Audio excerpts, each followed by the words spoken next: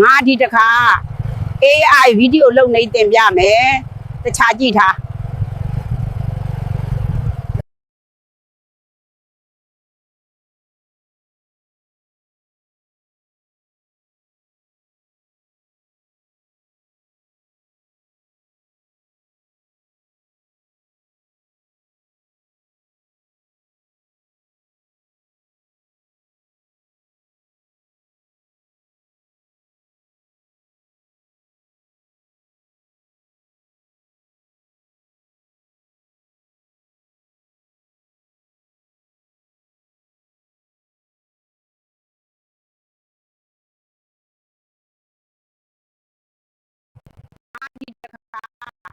AI ဗီဒီယိုလုပ်နေတင်ပြမယ်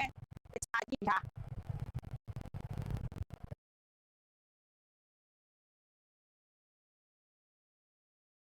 ငါဒီတခါ AI ဗီဒီယိုလုပ်နေတင်ပြ